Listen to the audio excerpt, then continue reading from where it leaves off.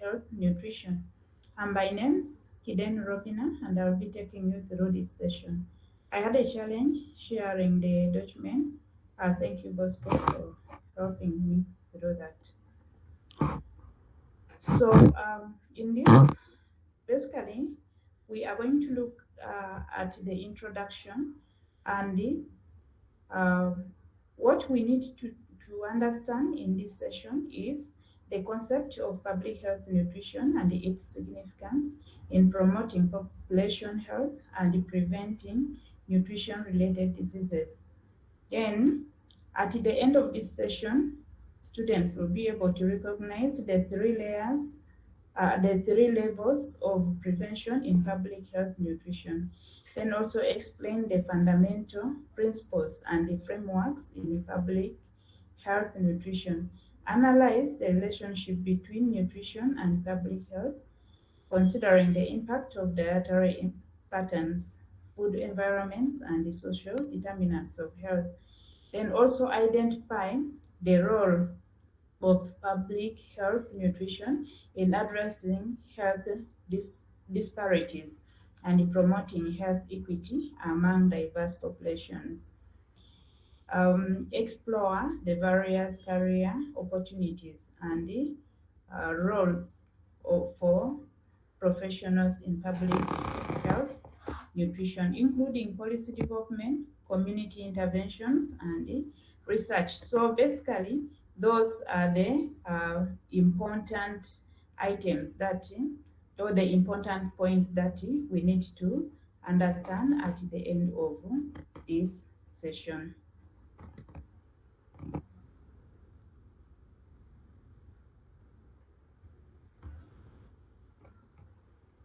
Bosco, we move on.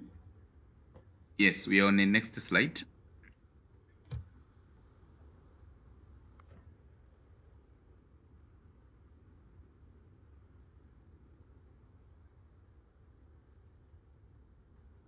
Yes, we are on the next slide, I think. Can you all see it? Thank you so much. All right.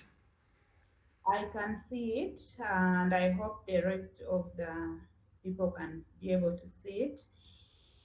So, basically, according to World Health Organization, health refers to a state of complete physical, mental, and social well-being, not merely the absence of disease or infirmity. So here we refer to the fact that for someone to be called healthy, it's not only the fact that the person is free from malaria or free from diabetes or free from maybe syphilis, but we look at all the other aspects of life. Is this person socially okay? Doesn't he have domestic issues? He might be free from a disease, but if he's ever in quarrel with uh, his neighbors or people nearer to him, that means that he is not healthy. So we look at all those aspects of life, then to determine that the person's health status, whether he's healthy or not healthy. So that is according to the World Health Organization. We look at generally all those aspects of life.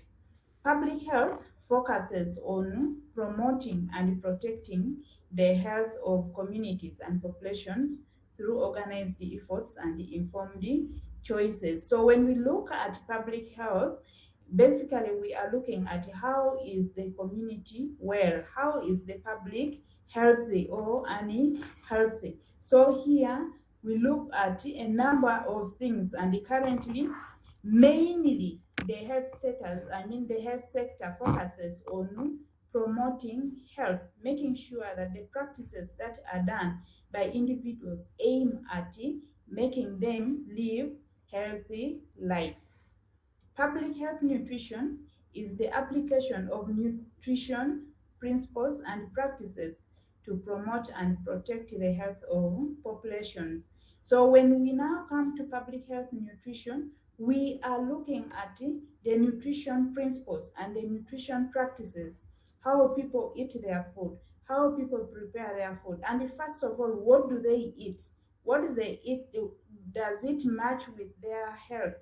Will it promote health, or it will bring disease to their life? So basically, that is what we look at.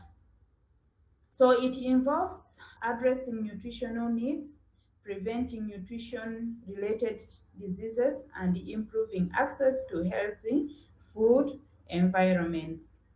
Public health nutrition encompasses a range of interventions, including policy development, community programs, and the education. So basically, those are the areas in which public health nutrition is involved. We move on.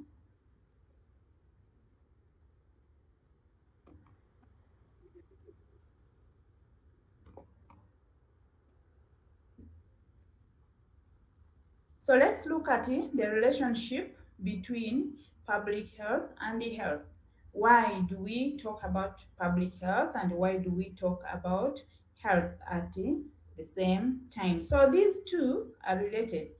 Public health aims to improve and maintain the health of entire populations, whereas individual health focuses on the well-being of individuals. So here, when we talk about public health, we are looking at the community at large, we are looking at the population at large. But when we come now to individual, that is when we can only mention the word health, or we can say individual health. So here the relationship is that the information that you give to a population is taken up by the population, but for you to see its results, it will be at the individual level. So public health addresses health determinants such as social, economic, and environmental factors, which significantly impact population health outcomes. So when we look at public health, those are the areas in which we dwell. We talk about the health determinants such as the social, how is the person living, how is the person relating, then the economic, which work does he do, does he earn much that can be able to feed him well. Then also the environmental factors, factors around the areas where the person is staying. Is the environment not toxic to him, and many others. So those are the areas that we look at. Move on. Yes, we are already here. Next slide.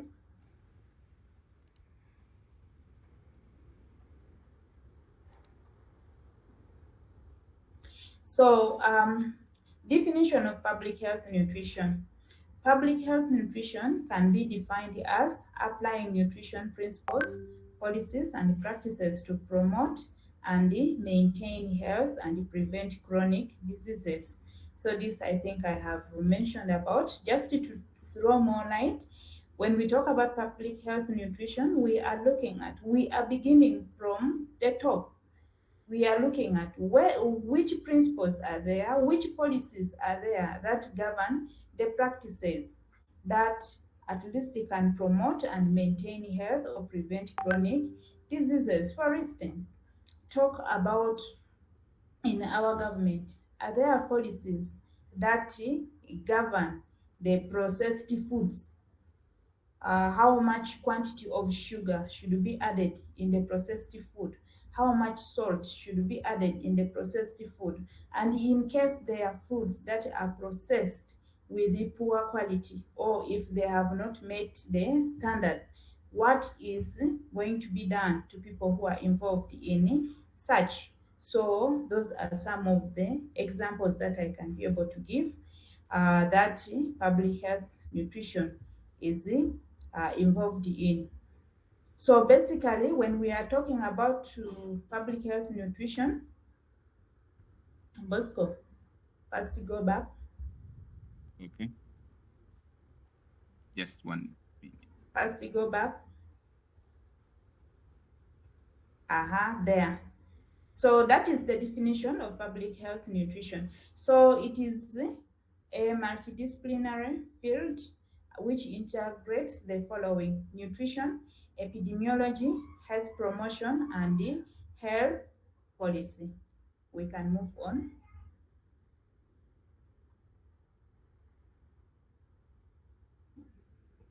So, importance of public health nutrition. Public health nutrition is critical in promoting health and preventing chronic diseases.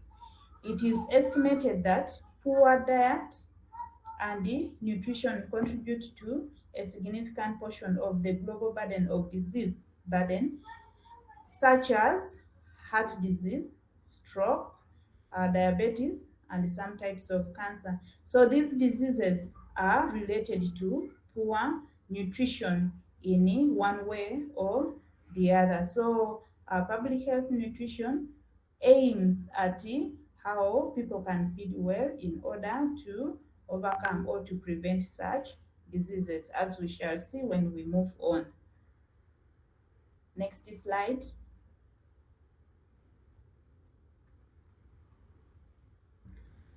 So let us look at historical milestones in public health nutrition. In the year 1795, James Lind discovered the link between citrus fruits and the scurvy prevention.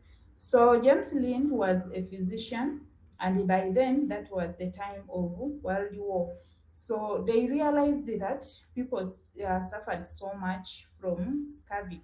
So he carried out an experiment by giving uh, uh, orange and lemon juice to one group of individuals and not giving to the other group. Then he realized that at the end of his experiment, people who took the orange and the lemon juice uh, improved or they recovered from scurvy.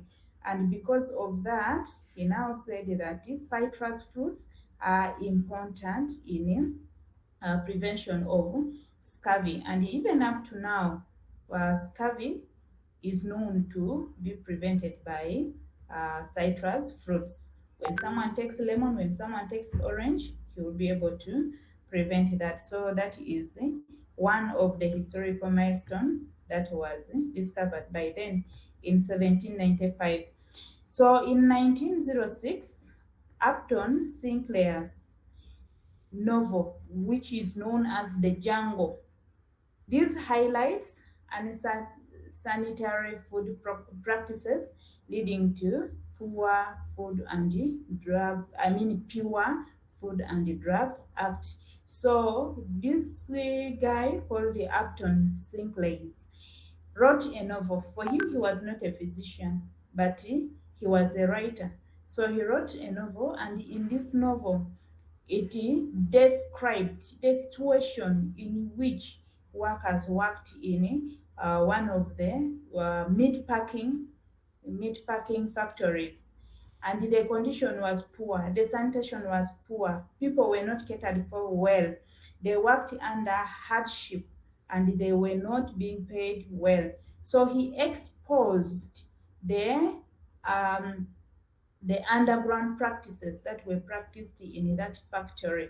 So at the end, the government got concerned and they came up with the Pure Food Drug Act. Before, the authorities could just come, they look at the animals, then they say, yes, this animal is healthy, you can slaughter it, it will be okay. So the whole process after slaughter of the animal, how the meat is handled, how it is packed, they don't bother about it. But after the exposure of the practices in this novel known as the Jungle, then the government got concerned, and when this act came in, we realized that at least all the steps that are involved in food processing and packaging are now being followed well. Then in the year 1943, there was development of the recommended dietary allowance by the National Academy of Sciences, and this was a very very important milestone also. Then in 1992, there was introduction of the food guide pyramid by the United States Department of Agriculture, or what we can term as USDA. And all these milestones are very, very important, and they act as a guide today. And with this, there is improvement in people's health. We move on to the next slide.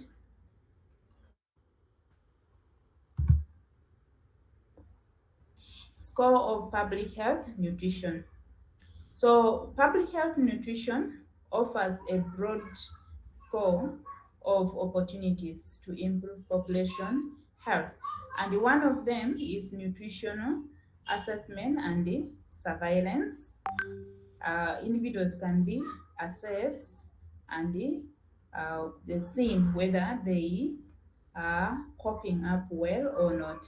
Then nutrition education and promotion, policy development and advocacy, community interventions, research and evaluations. Also, all these are score of public health nutrition. These are the areas in which public health nutrition is involved, and all of them target at making people's lives better. I move on.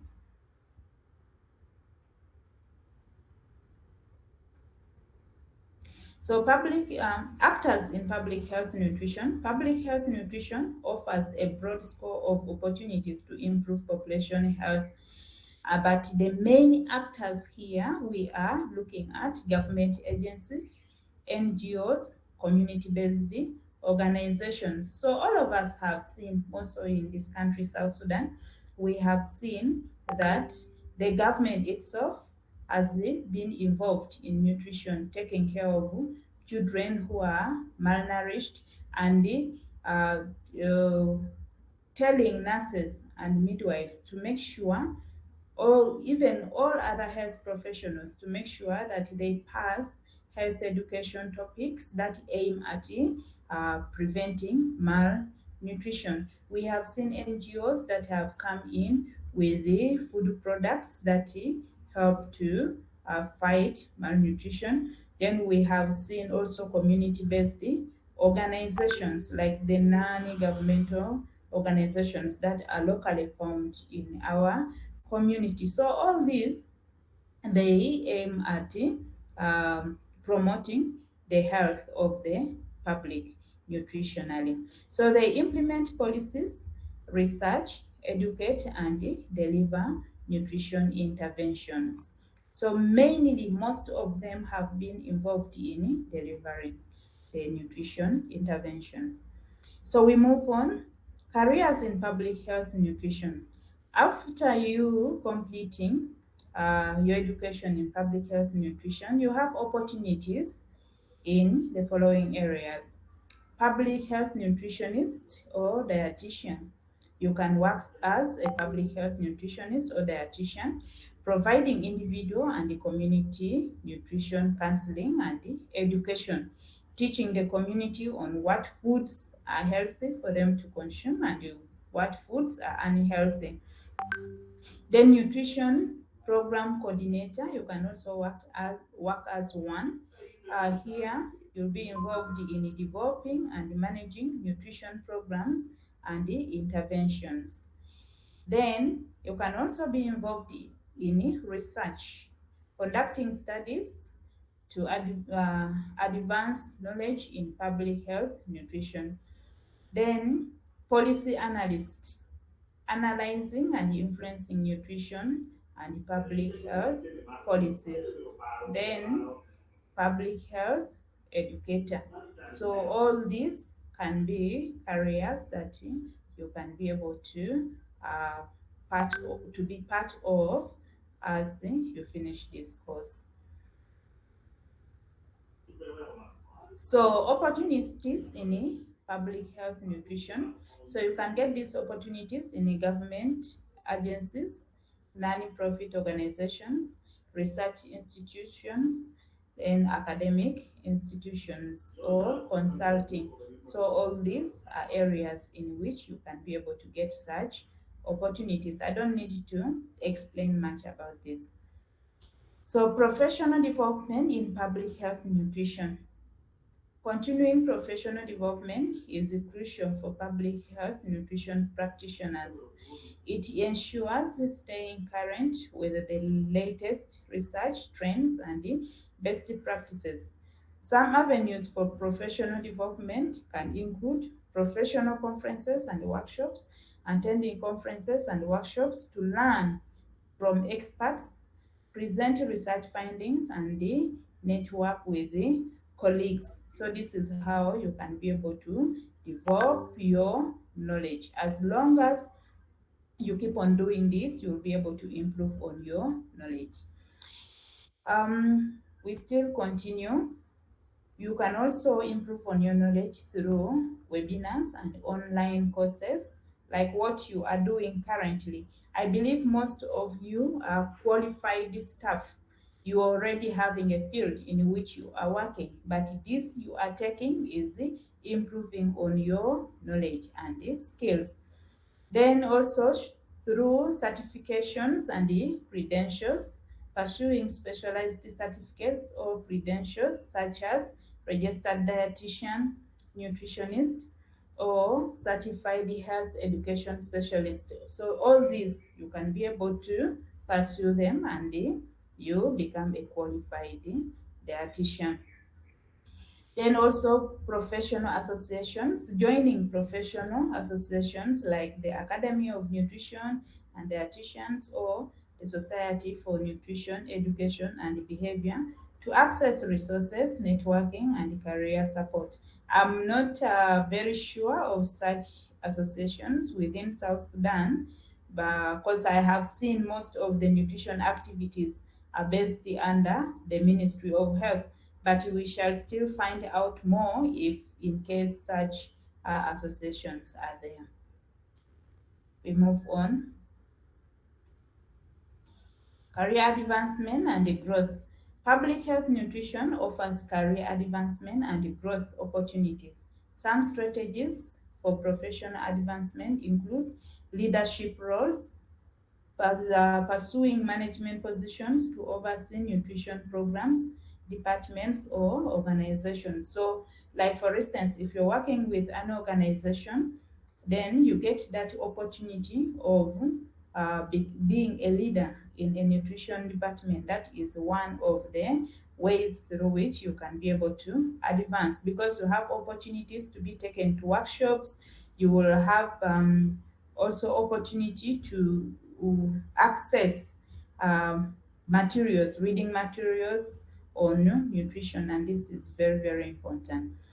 Then advanced degrees, obtaining a master's or doctorate degree in public health nutrition or related fields to expand expertise and qualify for higher level positions. So that is also one of the ways through which you can be able to advance.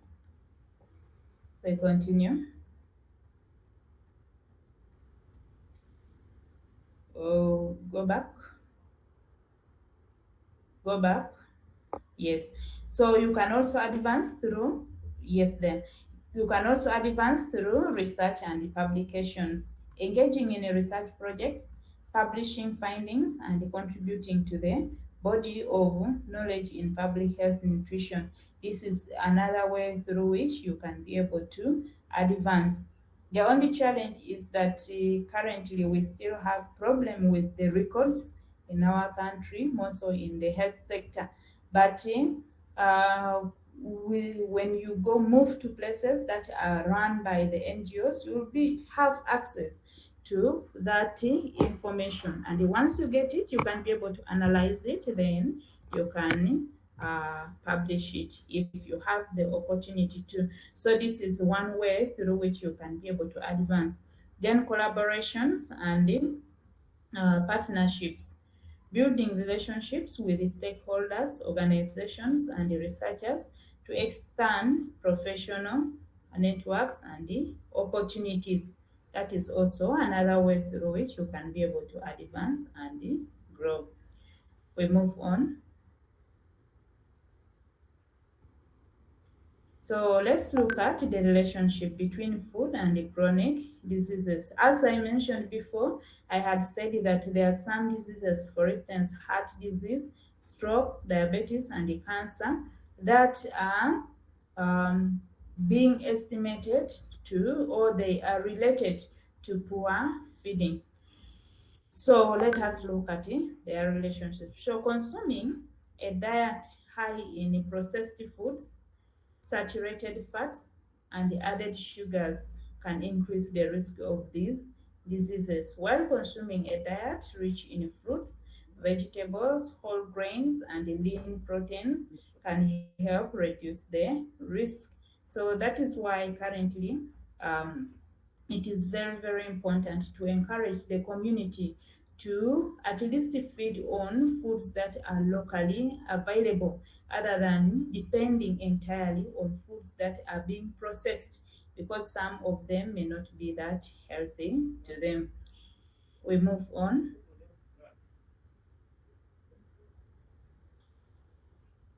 So let us look at stroke, because it is one of the diseases we have said is related to poor feeding.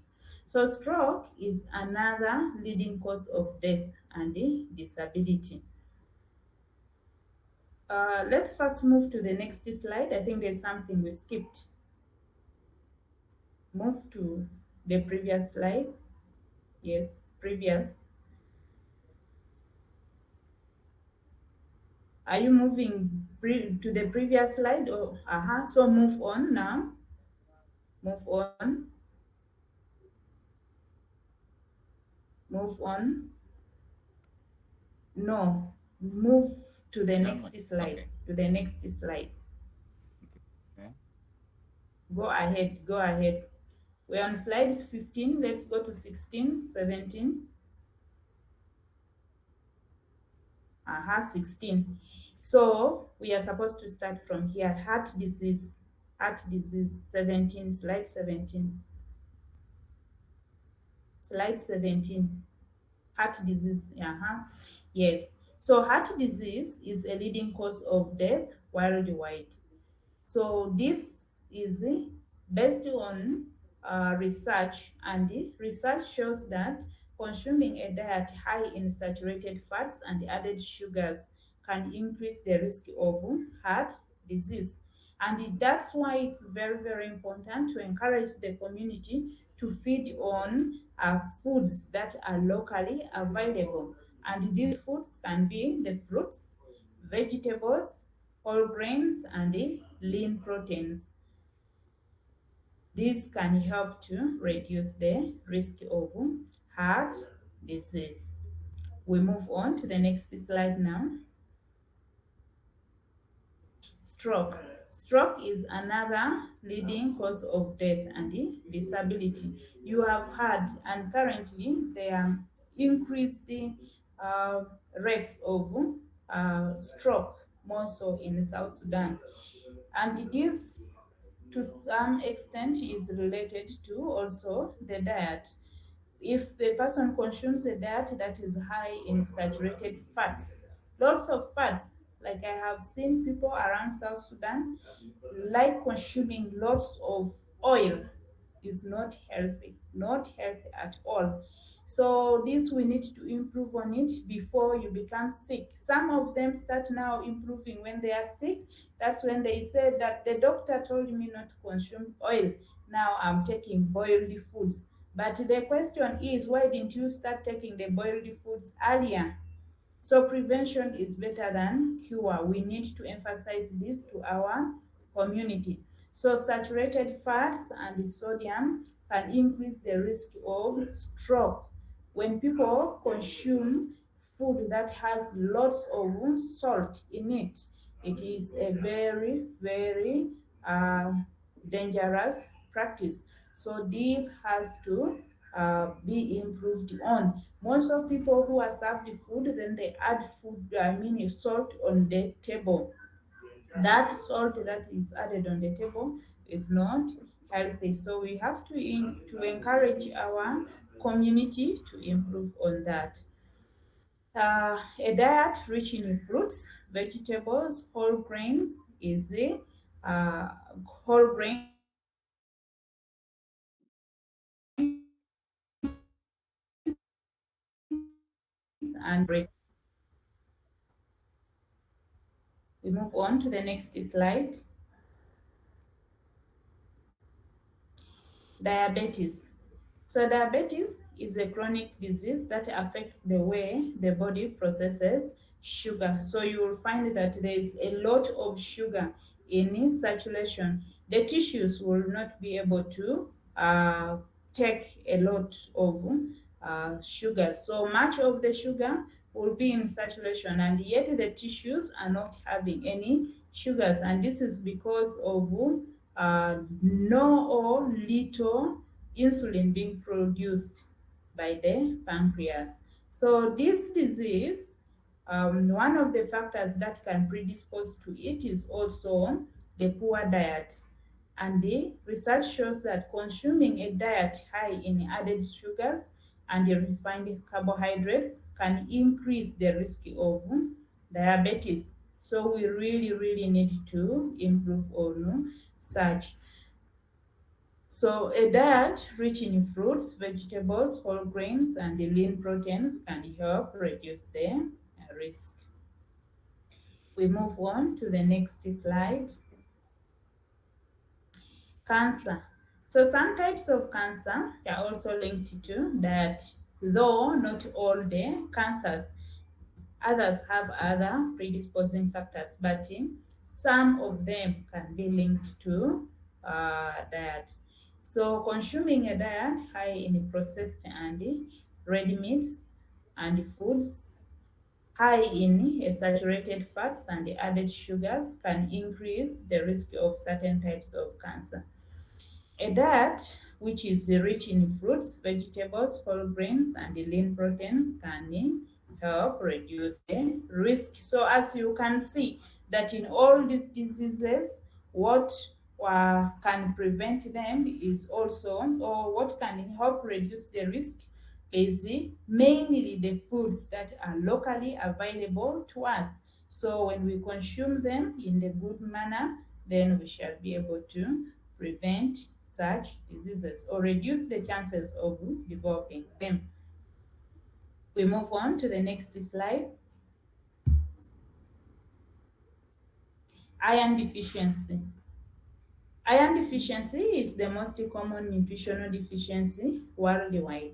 It can lead to anemia, fatigue, and decreased immune function. So iron can be found in red meat, poultry, fish, beans, and the leafy green vegetables.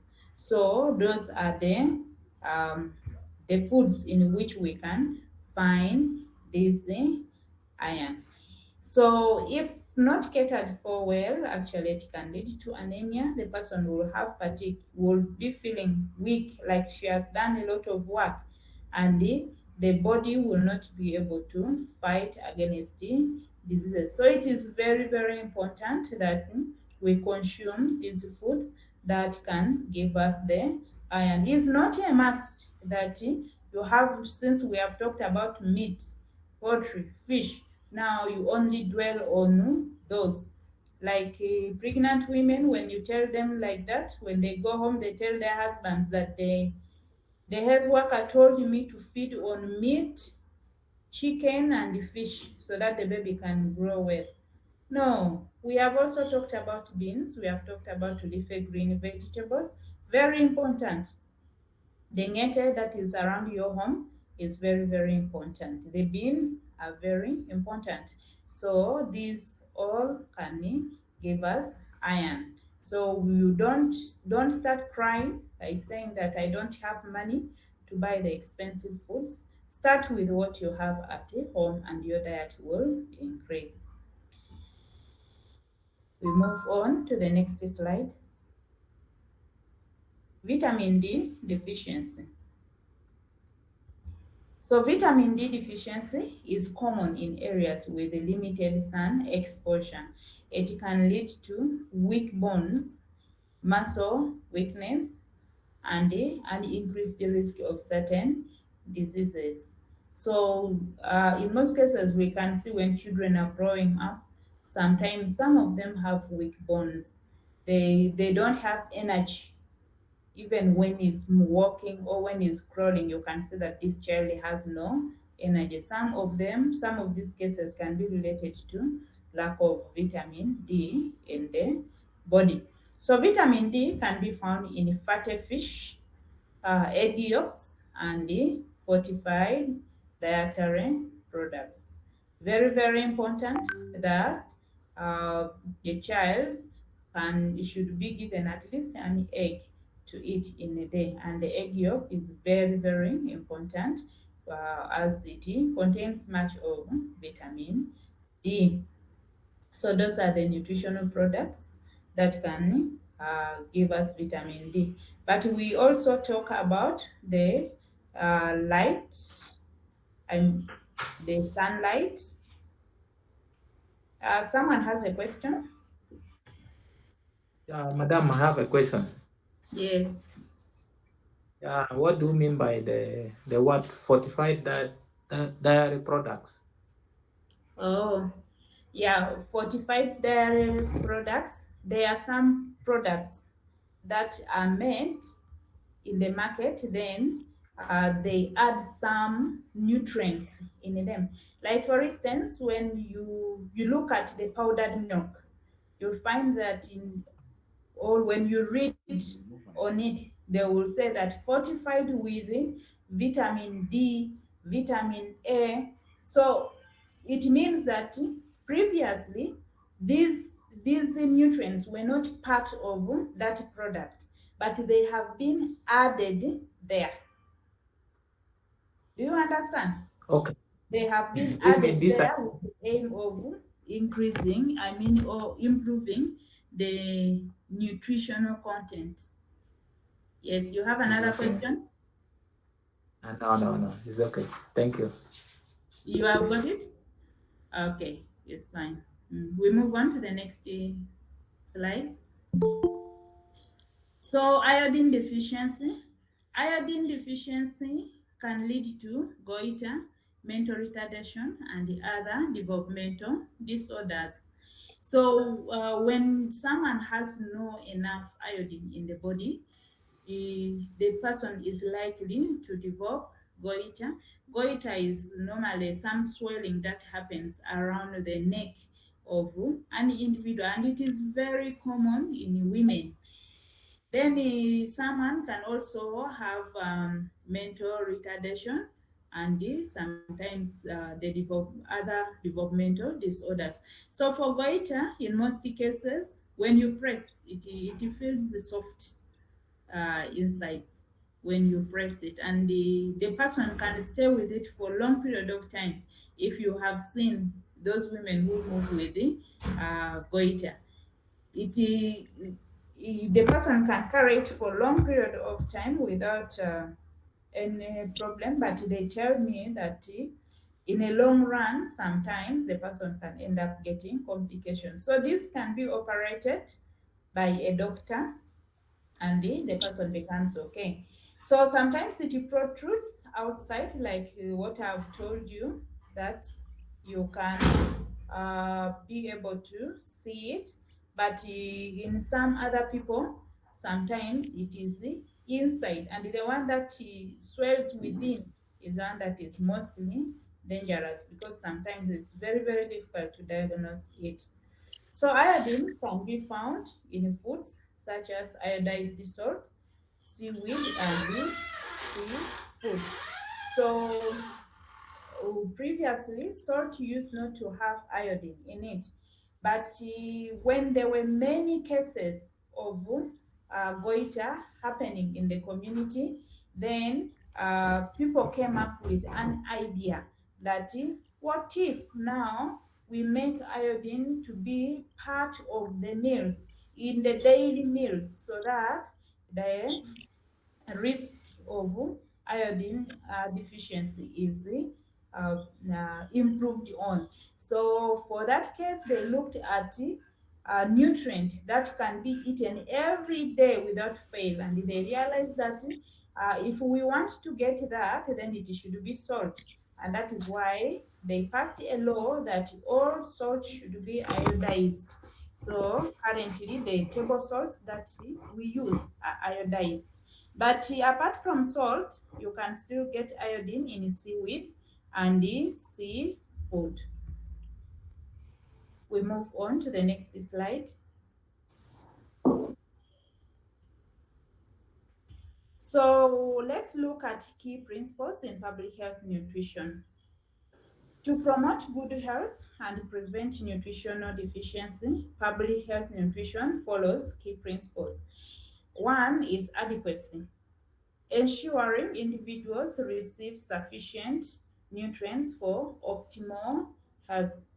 Just making sure that the food or the food that the person is consuming has enough nutrients in it so that he can live a healthy life. Then balance, promoting a well-rounded diet that includes all food groups. So when the person is eating, how should the person eat? Is it good for someone to be eating carbohydrates every day? No. So that is why balanced diet is very important. So it is not all about filling the stomach, but what you put in your stomach matters a lot. And that is why we encourage that even if you don't have the money to buy the expensive things, but at least in a day, your food should be balanced. That means that you should have something that contains vitamins, something that contains minerals, something that contains proteins, carbohydrates, like that. Then the fats also. So your food should be balanced like that. Then another principle is variety, encouraging diverse foods to obtain essential nutrients. Not only eating one food every now and again, but you should eat a variety of foods to make sure that you gain more nutrients. Then moderation, emphasizing portion control and avoiding excess. Much as what you eat is important to your health, it is not all about taking too much. And this sometimes is a problem that parents make. They end up giving their children too much food in the name of loving them, not knowing that they are now giving them too much, which will affect their bodies. So you control your portion that you eat. It's not all about eating too much. Move on to the next slide. Challenges in public health nutrition. So despite the efforts to promote healthy eating habits and improve access to healthy foods, there are still several challenges facing public health nutrition. These include food insecurity, deserts, and the rising prevalence of obesity and the other chronic diseases. So food insecurity, like for instance, take an example currently in South Sudan, we have food insecurity. The community is not able to get the kind of foods that they need. We have reached an extent of importing even fruits and vegetables. Why? Because we cannot get them in our country. Then food deserts. Food deserts, we are also facing the same because there are areas in South Sudan where uh, the only thing that you can get, I think, is only carbohydrates, or you can only get proteins, or you can end up getting foods that are not healthy to be consumed. And this has been happening. Why? Take an example, fruits being taken from other countries. We know that fruits should be eaten when they are fresh. But by the time they reach our country, are they still fresh? That is the question. They are not fresh. So we have food deserts. Why? Because we cannot get foods that are nutritious. The content, the nutrients that are in the foods that we eat, they are not up to date. We eat chicken that has taken months. We eat fish that has taken months, and that becomes a problem. So due to that, there is the raising prevalence of obesity and the other chronic diseases. People put on weight abnormally, and you think it's because people have gotten money, but that is not the case. That abnormal weight is not a sign of good health. It's a sign of poor health, because in most cases it comes with the other diseases. If it's the money that the person has got, then the person should be able to control his diet and instead eat more of fruits than the vegetables, than the carbohydrates and the proteins. And if he controls like that, then he will not put on that abnormal weight. So those are the challenges that we face in public health nutrition. We move on to the next slide. So addressing challenges in public health nutrition. Addressing public health nutrition challenges require a comprehensive approach, which includes policy changes, education, community, I think should be community engagement, then food subsidies and food fortification. So policy changes, the changes that govern food products and the processes should be improved on. Then, okay, thank you so much. So policy changes can help create an environment that supports healthy eating habits and improves access to healthy foods. So nutrition sensitive programming involves integrating nutrition goals and actions into policies and programs across various sectors such as agriculture, education, and social welfare. And this can really help improve on the nutritional status. Um, by addressing the underlying causes of malnutrition, it aims to improve nutrition outcomes. For example, policy changes include implementing taxes on unhealthy foods and beverages and increasing funding for food assistance programs. Food assistance programs, we have one here in Kajokeji, and there are some NGOs that are helping individuals to produce foods. And this, I think, is very important if it was implemented in all parts of the country. Then I pray hard that they would levy more taxes on unhealthy foods. I think South Sudan is now known as one of the country with the highest number of alcohol consumers.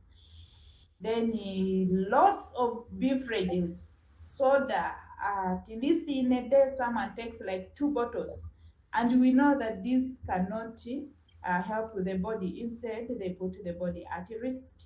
So, if such policies are put in place, they can be able to help improve lives of people.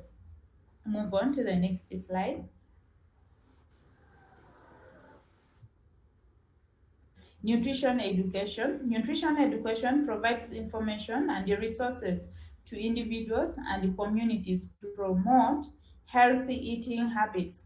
It can take the form of classes, workshops, and the public campaigns. And this is very, very important. We normally talk about this when people come to the health facilities to get medical help, but it's also important to teach the community through radio talk shows, and also we can find maybe people in community gatherings like in the markets, or we can meet people in churches, or we meet people in the schools Educate them about this is very, very important for them to improve on their eating habits. Move on. Food subsidies. Food subsidies aim to make healthy foods more affordable and accessible to low-income populations. For example, the Supplemental Nutrition Assistance Program and the Women, Infants and the Children Program. I don't know how it is nowadays, but those days in Juba, at least these programs are there. When a mother brings a child for immunization, she is given like 2 kilograms of flour for her to go and make porridge with. And these programs really were very, very important for the health. I don't know whether it is still ongoing because it has been long since I went there. We move on to the next slide. Food fortification. Food fortification involves adding vitamins and minerals to foods to improve their nutritional content. For example, milk fortified with the vitamin D and the bread fortified with the folic acid. So Okela David had asked about fortified products, and I mentioned one of them as the dairy product, which is the powdered milk. In most cases is fortified with vitamin D, vitamin A, and even folic acid in it to make sure that as the child or an old person is consuming the milk, she should not miss out on those nutrients. So the same also bread, like the wheat flour that we use for making bread, is also fortified with folic acid to make sure that when you are consuming that bread, that ash, you at least also have the folic acid in it, and this will help in manufacture or production of more red blood cells in your body. We move on. Levels of prevention in public health nutrition. So here we have 3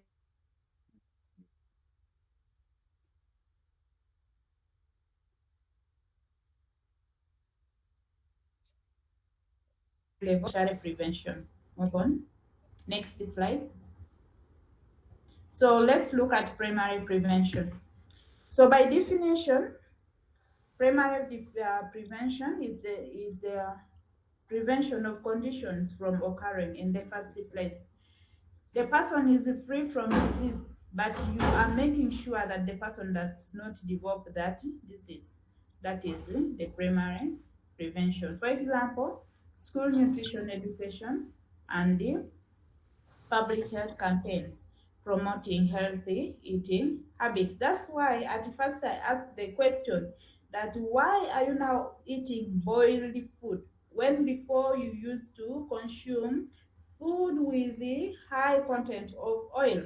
So the primary prevention should have been applied before the person becoming sick. So if we want to exercise primary prevention, the disease has not yet occurred, but don't practice the poor eating habits. We move on.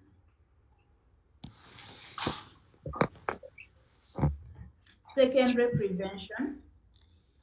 Secondary prevention, by definition, is the early detection and treatment of existing conditions to prevent further progression.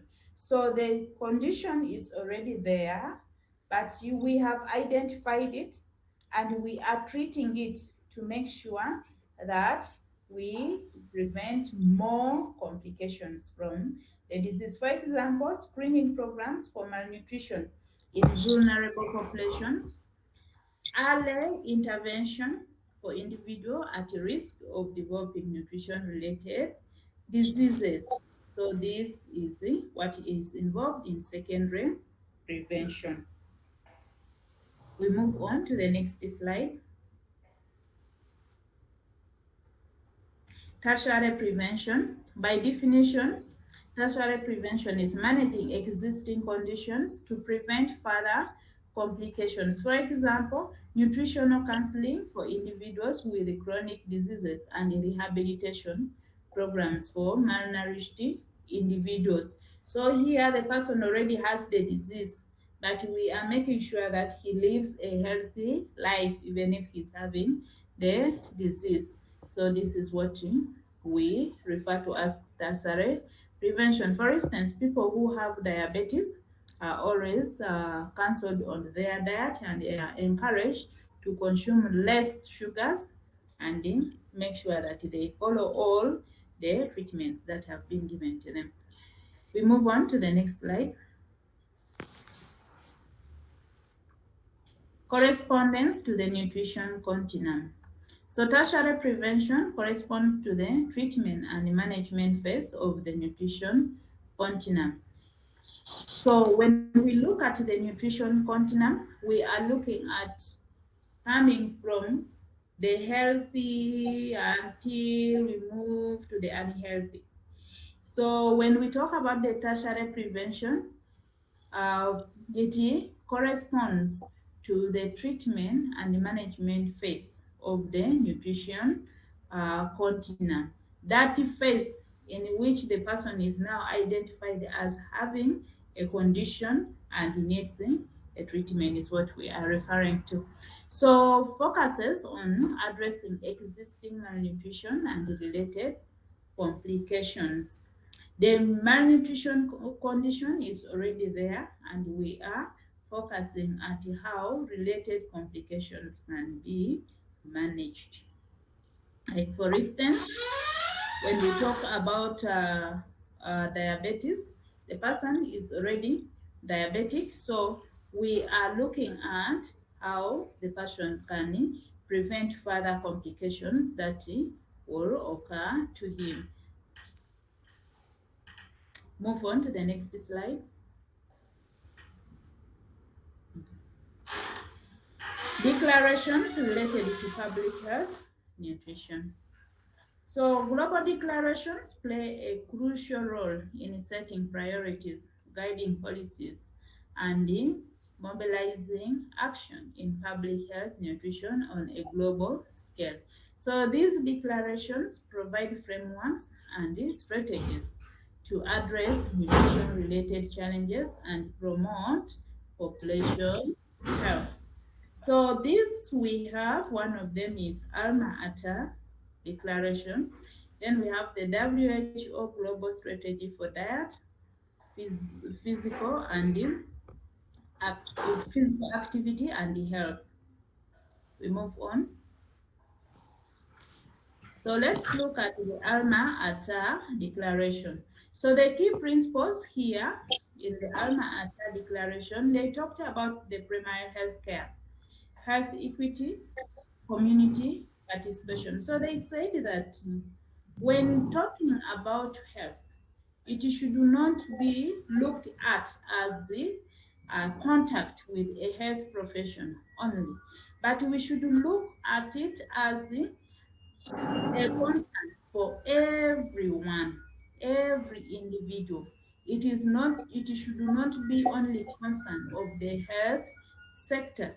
And that is why they emphasized so much on primary health care, on health equity, and on community participation, how the community can participate in making sure that they stay well and they stay healthy.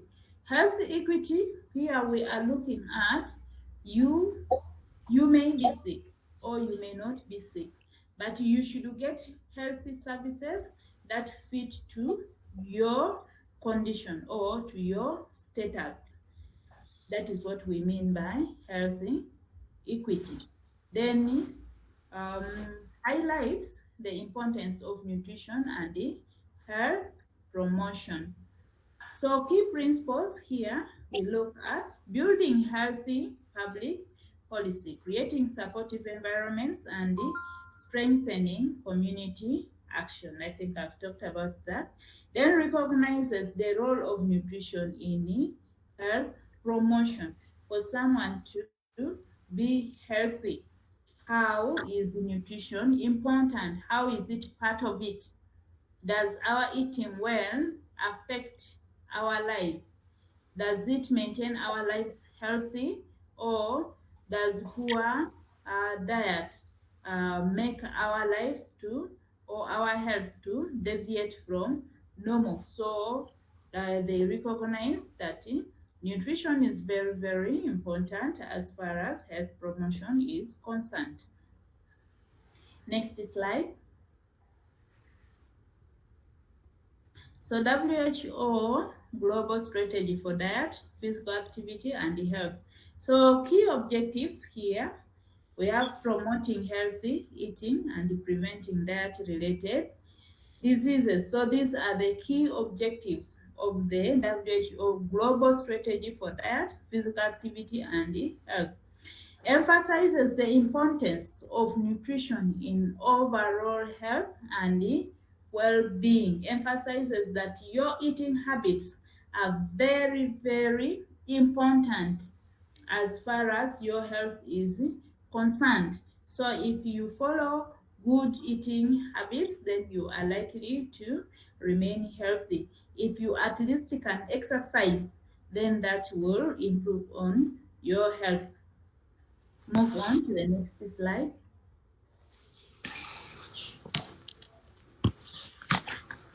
We have the Ottawa Charter for Health Promotion. So in the year 1986, this is when the Ottawa Charter for Health Promotion was talked about or was established. And the key points here, it defines health promotion as enabling people to increase control over and improve their health. So basically, when we look at health promotion, we are looking at an individual increasing the control over his health and making sure that he lives healthy.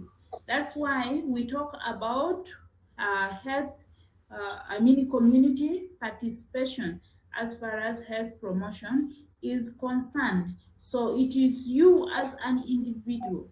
If you decide to at least exercise in a day, or you decide that I will reduce on my alcohol consumption, or I will reduce on my salt intake, all these habits can improve on the health. So they defined that health promotion uh, refers to enabling people to increase control over and improve their health. So no one is coming to beat you up because you have not followed the healthy behaviors, but we encourage that the person should at least control his own healthy uh, habits.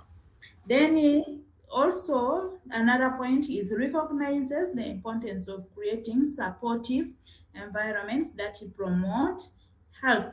So creating supportive environments that promote health, very, very important. Very, very important. Talk about when we talk about the teenagers, they may have their issues that they don't want to share with their parents. But the question is there any environment in which they freely exercise or they can freely talk about their issues to make sure that their health is catered for? Some of them go to their peers and they end up getting wrong information. So the Ottawa Charter for Health Promotion recognizes the importance of creating that supportive environment to make sure that health is promoted. Then highlights the need for multisectoral action and community participation in addressing nutrition and health. I think this about community participation I've talked about. So about the multisectoral action, uh, it is not one thing that you do that promotes health. For instance, it is not only about the good eating habits, but also do you exercise? And if you're saying that you are now eating balanced diet, how much of the food do you eat? So all these contribute. And like we stated in the definition of health, it is not only the absence of disease, but we are also looking at the environment where the person stays. Is the person socializing well with his people? Is he not stressed?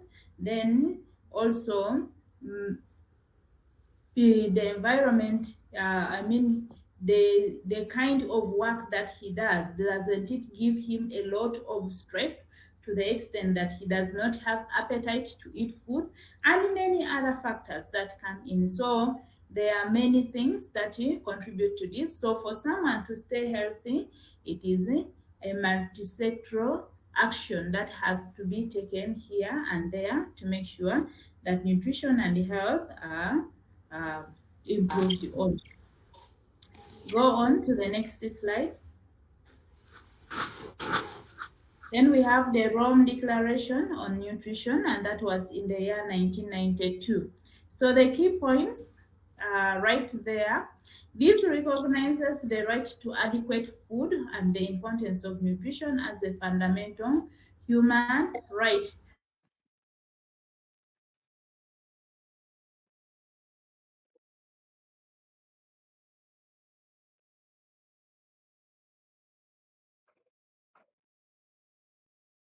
So that articles so the adequate for everyone has the right to get food and everyone has to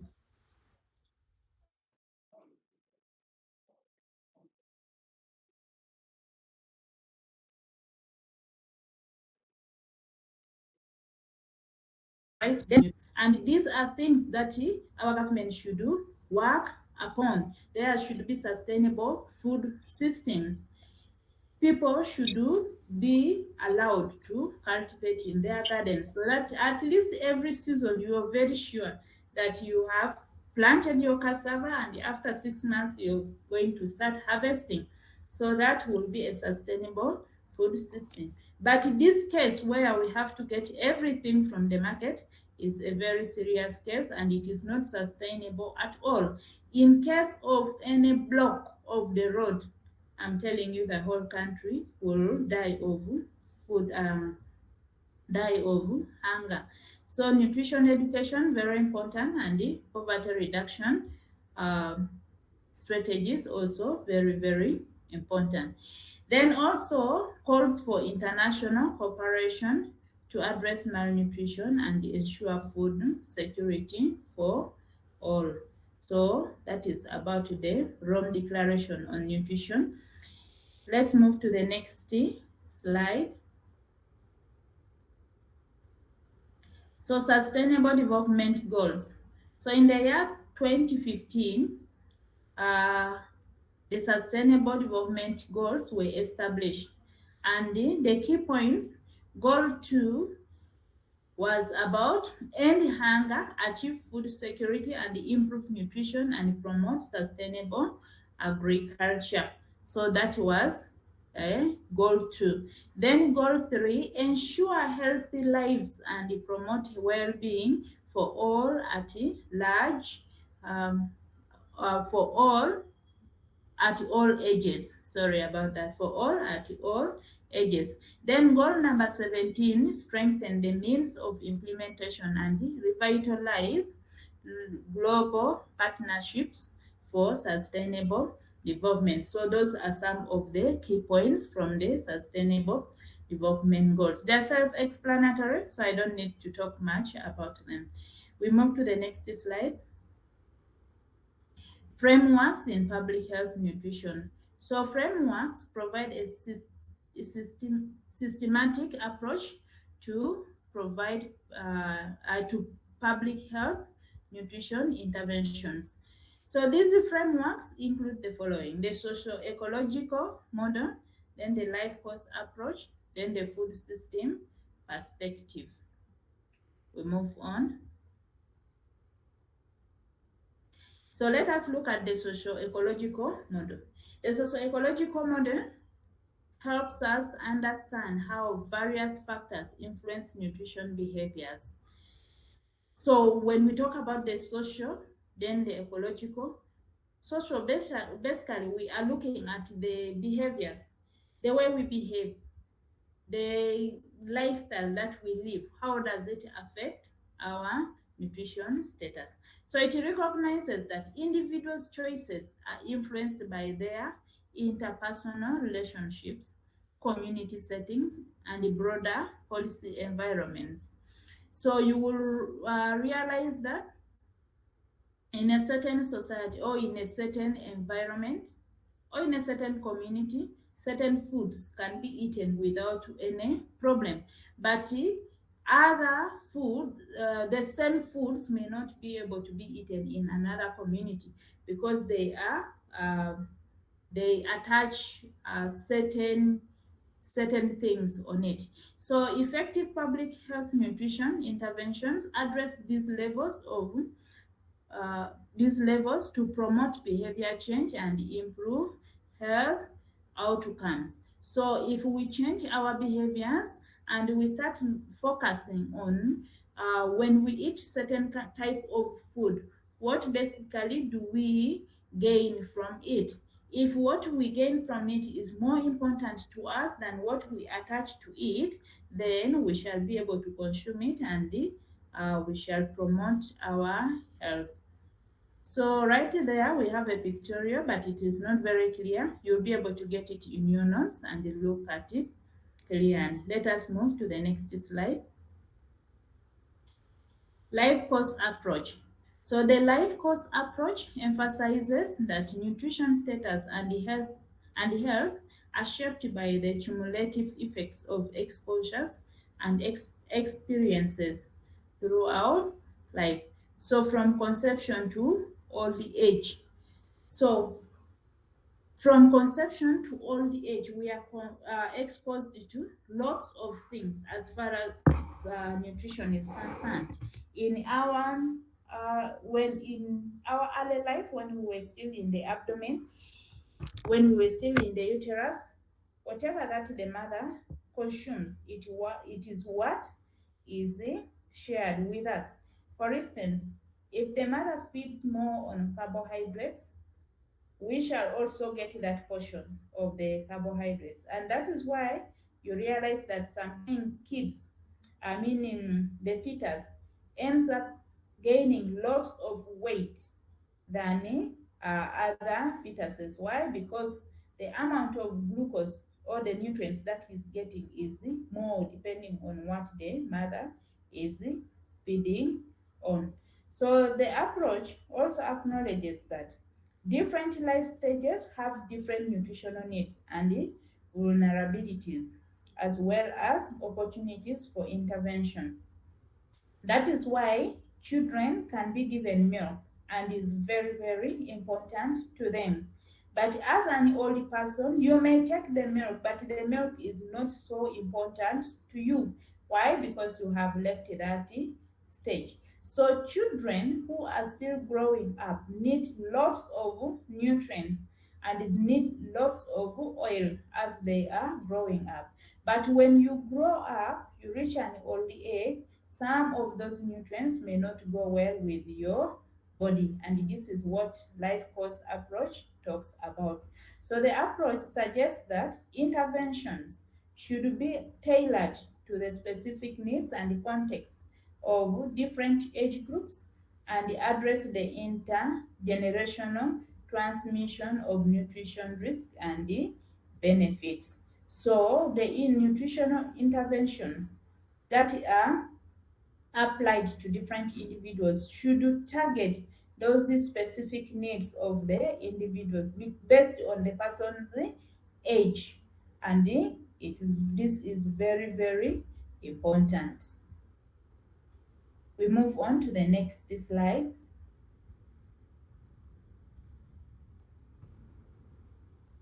The food systems perspective. This perspective views nutrition as a result of the interactions between food production, processing, distribution, consumption, and waste management. So it considers how food systems affect the availability, accessibility, affordability, quality, safety, diversity, and sustainability of food choices for different populations. The perspective suggests that interventions should address the structural and systemic. Move on.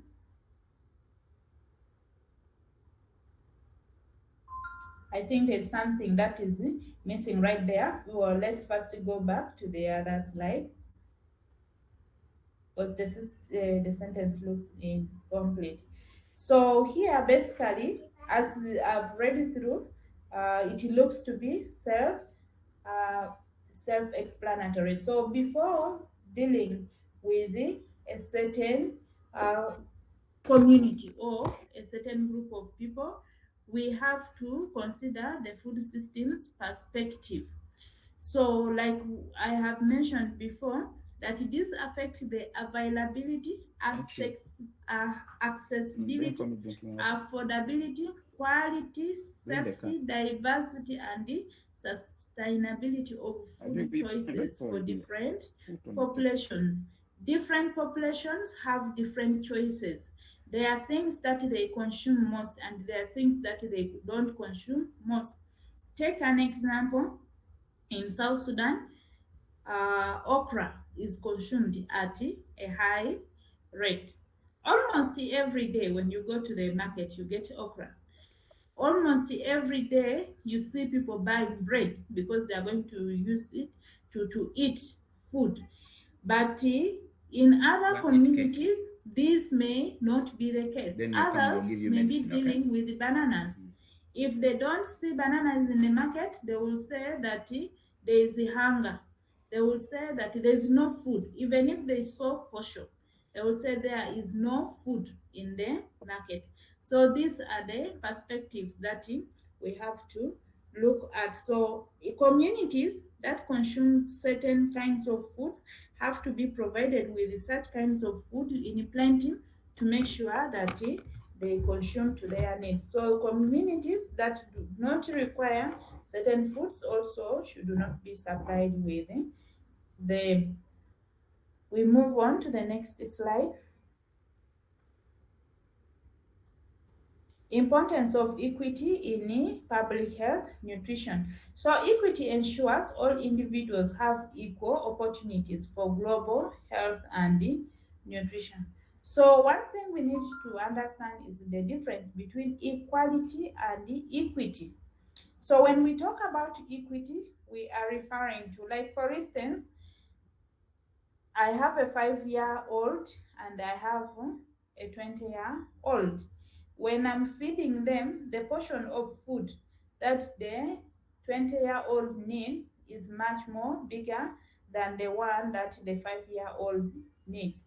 So if I give them quantities of food based on their age or on their need, that is what is called equity. But equality would mean that I give them, if I give the other one half kilogram of portion, then I also give the one of 5 years also half kilogram of portion. But does he need it? He does not need it. So that's why equality here does not apply, but we talk about equity. So the importance of equity in public health nutrition, we have said that it ensures all individuals have equal opportunities for good health and nutrition. So all the individuals will have the opportunities to have good health and nutrition. Then addressing health disparities and promoting fair distribution of resources that are crucial in public health nutrition. So we move to the next slide. So three main elements of the bicycle framework for public health nutrition. We have the assessment, the policy development, and the assurance. Let's move on. Assessment.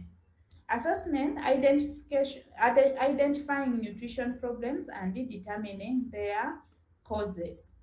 Basically, we identify the nutrition problems that the people have, then we determine what would have caused them.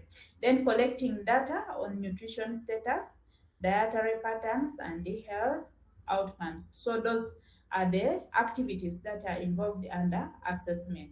We move on. Policy development. Developing strategies, guidelines, and interventions to address identified nutrition problems, collaborating with the stakeholders to implement evidence-based policies. So basically, putting in line, putting up those guidelines to make sure that all steps are followed and the people remain healthy as far as nutrition is concerned. We move on.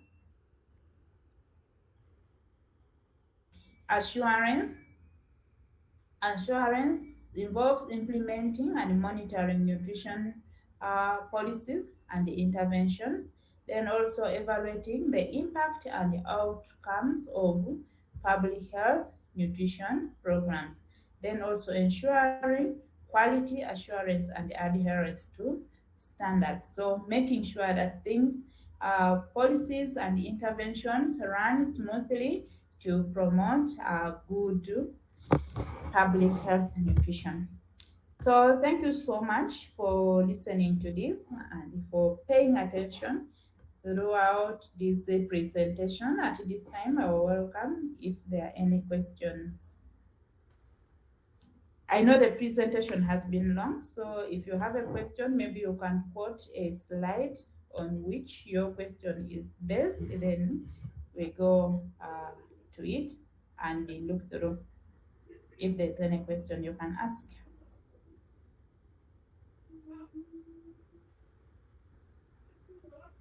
Members, Clara, Paul, Jaguru, Agnes, Dennis, Joseph, are we okay? Okelo, are we okay?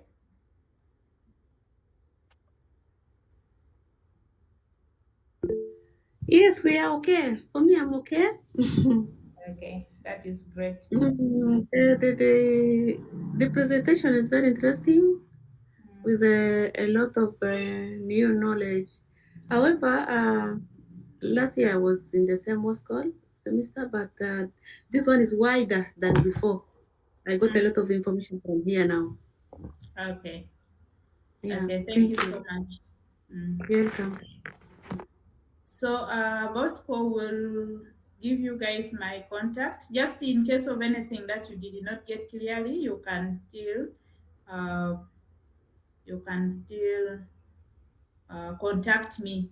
Feel free to contact me. Okelo, your hand is up. Okelo, your hand is up.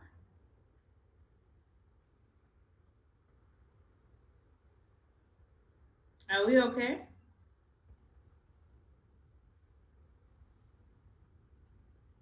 Yes, we are okay. Okay, that is great. But there is this thing here, Madam Robina, Yes, please. is bicycle framework. Mm. Mm, The bicycle framework. yes, Bosco, can you take us to where we started? I think it's towards the end, and I think assurance is part of it. yes, So here, basically, we are looking at this healthy promotion. I mean, in the public health nutrition activities or whatever that is involved in public health nutrition. What is the framework? So when I talk about the framework, I mean what are those pillars that make it to be strong, that make it to stand in order for public health nutrition to move on? What are those pillars that are there? What are the strongholds?